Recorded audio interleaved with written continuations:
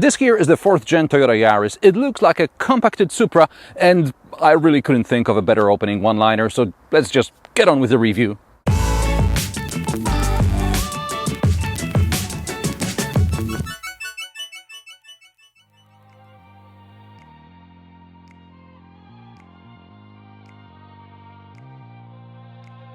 A compacted Supra is, just in case you didn't get it, a compliment. I'll talk about the 1st generation Yaris later, but the 2nd and 3rd generations were bland, to say the least. The 4th generation is lower, wider, it has sharper lines and creases, the grille is almost as big as in a Lexus. Creases on the bonnet continue on the roof. From the side you can see flared rear fenders.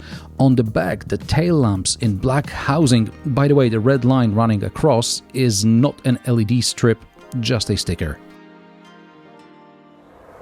At first glance, the new Yaris seems small. All these sharp lines and creases make it look smaller, and you may be excused for thinking it's going to be even worse on the inside, but that's just an optical illusion. The new Yaris is actually 5 centimeters wider than its predecessor, the wheelbase is also 5 centimeters longer, and overall length is just half a centimeter less. As a result, the 4th generation has shorter overhangs. The new Yaris is about the size of the current generation Renault Clio or Opel Corsa. Boot capacity remained unchanged at 286 liters. Inside is one useless shopping bag hook, and it seems as a double floor was in the cards, but at the moment I haven't found one in the price list. Since there is no double floor, folding the rear seats creates a bump, but you can get a mini spare. Close the tailgate and you're presented with this flat area here, which you may put your coffee on. In a Porsche you'd have to open the spoiler, and here it's waiting for you. The downside is the amount of dust this place collects even on a dry summer day. I can't imagine what it's going to be like in the winter.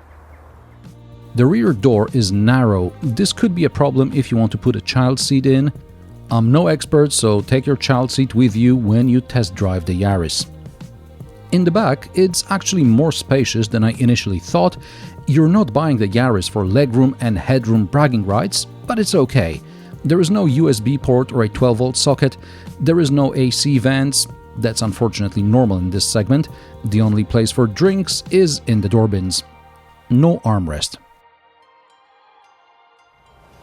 Of course, the biggest changes are visible in the front. The cockpit cocoons the driver. There are a lot of rounded off shapes, this weird door handle cluster here.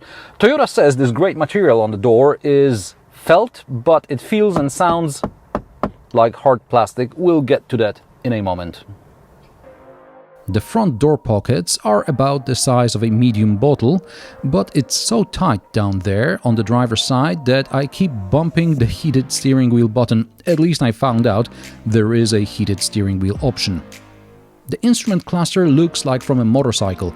There are two small round displays and a larger rectangular one between them. The onboard computer is controlled with a few buttons on the steering wheel. It's quite intuitive. This test car even gets a color head-up display, and a proper one too, not a piece of glass coming out of the dash. The dials and the infotainment system screen have plastic frames around them. Toyota offers some colorful exterior elements, so maybe one day these frames can also be replaced for different colors, because they come off rather easily. How did I end up removing those frames? Well, the ones around the dials I figured out later. However, it all started with the frame around the main infotainment system. The screen is mounted rather high and far, so in order to make browsing easier, I put my hand on top of the screen, and then there was a pothole and this happened. Android Auto and Apple CarPlay are standard. Navigation is standard on higher trim models. Good thing there are physical AC controls. The buttons are on the small side, but at least they are there. Below them there are two larger heated seat buttons, and now all the storage. A cubby under the screen, one in front of the passenger, another one at the bottom of the center console. There is an induction charger in it, small storage inside the armrest and the glove box. However, in the whole car there is only one 12-volt socket and one USB port. The sitting position is fine, the seats are comfortable, but taller drivers may reach the roof with their heads. The steering wheel is more sporty and more Toyota than in the Supra, where you get a BMW steering wheel.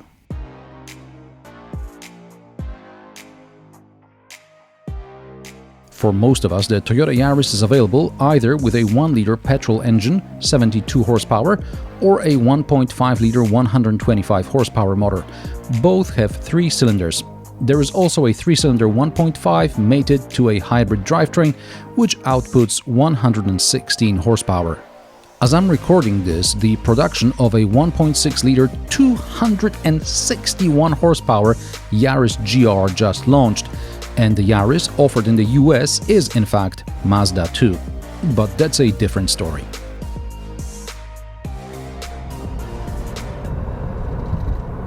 This test car is a hybrid. Hybrid drivetrain first appeared in the 3rd generation Yaris, and I always had a problem with the claimed fuel economy results. The Yaris could, allegedly, achieve 3.5 liters per 100 kilometers combined under NEDC test procedure. I struggled to keep it below 5. I wasn't the only one. During the facelifted 3rd Gen Yaris launch event, a Toyota official told us in some European markets, some dealer demo cars had real-time fuel monitoring devices installed. Among these cars were some 900 Yarises. Over some 500,000 kilometers, the average fuel consumption was, take a wild guess, around 5 liters per 100 kilometers. Toyota claims the new Yaris will use 3.8 to 4.3 liters per 100 kilometers WLTP, which is supposed to be 20% better than the previous gen, which would mean the previous Yaris really achieved about 5 liters per 100 kilometers. Here, my best result in town was 3.4 liters per 100 kilometers, but I was very diligent and other drivers were very pissed off. Yaris has an eco indicator from which you can tell when the petrol engine is about to kick in. So you have to be really gentle when starting off the lights if you want to use the hybrid's full potential. Before you hit 30 kilometers per hour, you'll be overtaken by just about everyone, including cyclists. But you'll be first at the next red light because everyone is already gone and another group of angry drivers can overtake you now. This car would be great maybe for downtown Amsterdam, not necessarily for Warsaw. When I realized 3.4 is the best I can get, I started to blend in with the traffic and the fuel consumption jumped to 3.94 liters per 100 kilometers. I know this is a city car, but for science, I took the Yaris on a ring road. At 120 km per hour, it uses around 4 liters per 100 kilometers. Toyota claims it will do 0 to 100 km per hour in 9.7 seconds and 80 to 120 km per hour in 8.1 seconds. I checked and I got 10 and just below 8 seconds respectively, all in normal mode, not eco, not sport. And now let me address this felt door lining. The Yaris has poor sound insulation. In electric mode I hear everything from the outside, and when the 3-cylinder engine kicks in, I'd rather hear everything from the outside than the engine. At 100 kilometers per hour and above, it's loud. I know this is a city car, but the engine noise is annoying even in traffic when the engine is in battery charge mode. Hard plastics in the cabin only amplify the noise. Ride and handling are decent. I can feel with the right suspension tuning this car is capable of much more. This one is fine 80% of the time, push it too much and ESP comes on. Other driver aids work much better than in earlier Toyota models. The lane keeping assist finally intervenes before I see too much of a close-up of a road barrier. The intelligent adaptive cruise control is finally intelligent. This really feels like a new generation car. Good job, Toyota. The Yaris is easy to maneuver around town, the backup camera helps, but parking sensors are an option only on 2 top trim models, at least in Germany. In Poland they're not available at all.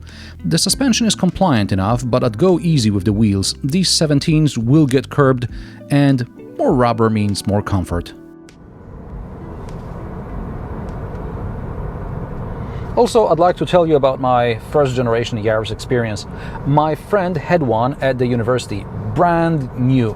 He would drive the wheels off it, and his taste for tuning was questionable at best, but I have fond memories of that car.